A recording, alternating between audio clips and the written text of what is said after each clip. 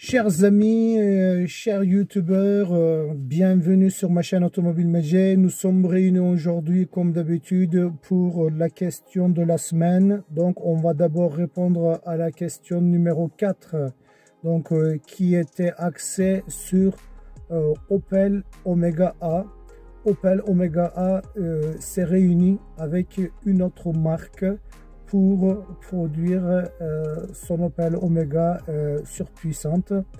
Il a fait appel à Lotus et le véhicule est baptisé Lotus Omega.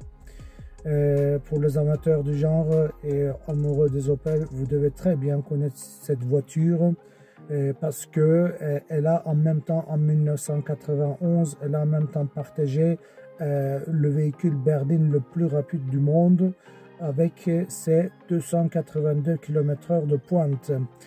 Sur ce véhicule, comme d'habitude, c'est toujours une propulsion, bien entendu, Opel Omega A, et 6 cylindres en ligne, 3617 cm3, avec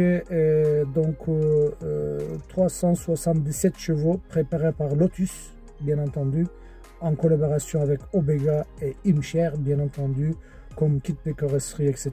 Le véhicule est bodybuildé, musclé, elle en pose, la voiture, elle est vraiment magnifique. C'est un des véhicules des années 90 que j'aime beaucoup. Malheureusement, sa cote est en train de flamber d'une manière vertigineuse puisque a été vendu que 59 unités en France. C'est vraiment un véhicule quasi introuvable et les propriétaires ne le vendent pas à mon avis. Bien sûr, à ce 3617 cm3, un turbo Garrett 25 biturbo, c'est-à-dire une paire de turbo Garrett 25. Il s'agit du véhicule 600 lignes, donc 3617 cm3, 377 chevaux, biturbo Garrett 25. Et le véhicule développe 668 Nm. C'est vraiment ahurissant. Et bien entendu, c'est un collector, il n'y a rien à dire là-dessus. Et en même temps, ce véhicule-là, avec ses 282 km/h de pointe en 1991, il faut le faire. Hein. Donc, vraiment, on savait produire des voitures. Maintenant aussi, on fait de bonnes voitures, mais c'est pas du tout comme dans les années 90. Tout est axé sur la consommation donc on change de mouture des véhicules tous les 2 ans. On met les différentes versions et tout. À l'époque, c'était mieux. Bref, donc j'en passe, c'est un autre sujet. Et bien entendu, ce 3617 cm3 a été pris de l'Omega A3000. Omega 3000, vous le connaissez bien, les connaisseurs d'Opel, 600 lignes. Et on passe maintenant à la question suivante, question numéro 5. Question numéro 5, c'est très lié par rapport à la question numéro 4. C'est que, en fait, en 1991, c'est 282 km/h de pointe. Opel Lotus Omega n'était pas le seul à le faire, donc cet exercice-là à le faire. Et donc c'est ma question de la semaine. Quel est l'autre véhicule berline qui a partagé le titre de la berline la plus rapide au monde? Quelle est sa marque, sa dénomination commerciale exacte?